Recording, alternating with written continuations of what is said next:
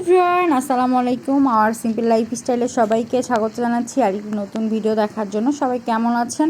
আলহামদুলিল্লাহ আমরা সবাই খুবই ভালো আছি। আর দেখতে পাচ্ছেন অনেক বৃষ্টির মধ্যে একদম ভিজে অবস্থা খারাপ। এর মধ্যে আবার বাজার করতে হয়েছে, বাসায় সবজি ছিল না, সেগুলো বাজার করলাম। আর রাস্তায় দেখেন টিপটিপ বৃষ্টি পড়ছে। বৃষ্টি কাদের ভালো লাগে অবশ্যই কমেন্টস করে জানাবেন। আমার তো বৃষ্টি খুবই ভালো লাগে। এত বৃষ্টি যে আমার মোবাইলের ক্যামেরাটা একদম ঝাপসা হয়ে গেছে পানির ঝটকা লেগে। বাসায় চলে আসছি বৃষ্টির মধ্যেতে, ভাবলাম যে দেখি তো বেলকুনিতে কী অবস্থা গাছগুলোর। এসে দেখি কারেন্ট নেই, কিন্তু আমাদের জেনারেটর আছে, জেনারেটর চলতেছে, বেলকুনিতে লাইট নেই। তো মোবাইলে লাইট জ্বালিয়ে দেখি তো কী অবস্থা। আর এসে দেখি যে বেলি ফুল ফুটছে, অনেক সুন্দর ঘ্রাণ বেরোচ্ছিল। তো কাছে যে একটু দেখতেছিলাম বা আপনাদের সঙ্গে শেয়ার করলাম। এই দেখেন আমার বেলি ফুলের গাছে কতগুলো বেলি ফুল ফুটছে, অনেকগুলো কলি হয়েছে, এগুলো সকালবেলা ফুটে যাবে। আর এটা দেখে অবশ্যই মাশাআল্লাহ বলবেন আপনারা, কারণ দেখেন কাঁচামরিচগুলো, এই যে বেগুনি কালারের কাঁচামরিচ, এটা আমরা একটা উঠাইনি, আর সবুজের মধ্যে লাল, এত মাশাআল্লাহ অনেক সুন্দর লাগতেছিল, সেটা শেয়ার করলাম। নয়নতারার শুভেচ্ছা নিয়ে নেই বৃষ্টি ঝড় বাদলের মধ্যে। আপনাদের আরেকটা জিনিস দেখাই, আমাদের এই বারান্দায় একটা কমলা গাছ আছে, দেখেন ছোট ছোট কমলা ধরছে, কমলাগুলো একটু বড় হয়েছে।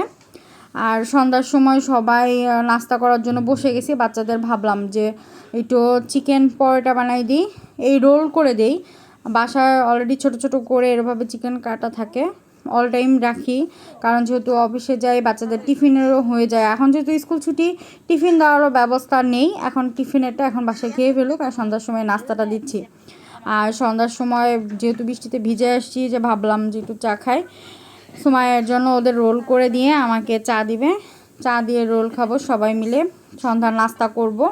এই তো সবগুলো রেডি করে দিচ্ছে সময় খুবই সুন্দর করে। আর এক কাপ চাও দিয়ে গেছে আমাকে গরম গরম, বাচ্চাদেরটা দিচ্ছে, বাচ্চাদেরটা ঠান্ডা হলে ওরা খাবে।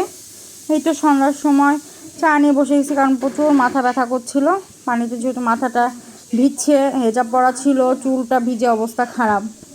আপনাদের আরও একটা জিনিস দেখাই, আমি এবার অনেকগুলো আমের আচার দিচ্ছি, যেটা আপনাদের সঙ্গে শেয়ার করা হয় নাই।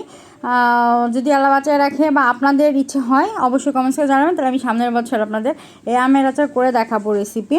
সুন্দর শুকনো আচার করছিলাম, আর একটু তেলের আচার করছিলাম, সেটাই ভাবলাম যে কাচের বয়ামে উঠায় রেখে ফ্রিজে রাখবো, কারণ যেহেতু ভিনেগারটা নষ্ট হবে না, ফ্রিজে রেখে আমরা অনেক দিন খেতে পারবো, বা এই সারা বছরের জন্যই আচার বানানো হয়েছে।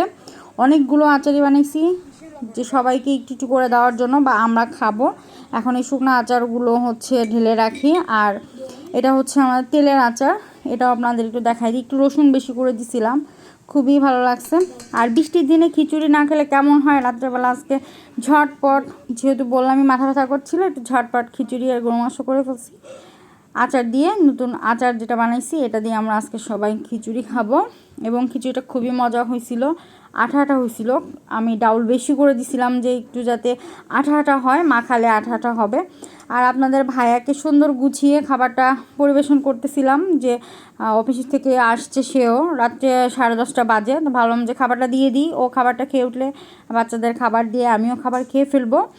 আর আপনাদের বাসায় কাদের এই বৃষ্টির দিনে বাসায় খিচুড়ি রান্না করেছেন অবশ্যই কমেন্টস করে জানাবেন। আর খিচুড়িটা কে কী দিয়ে খেয়েছেন, ডিম দিয়ে, গরু দিয়ে, নাকি আচার দিয়ে, অবশ্যই কমেন্টস করে জানাবেন। কমেন্টস করলে আমার খুবই ভালো লাগবে। লাইক কমেন্ট শেয়ার করবেন, ফ্রেন্ডস অ্যান্ড ফ্যামিলির মাঝে শেয়ার করে দিবেন আমাদের এই ভিডিওটি।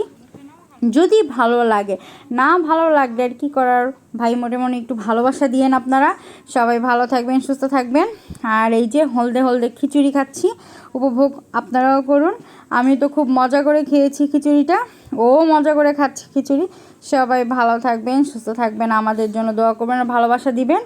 আল্লাহ হাফেজ।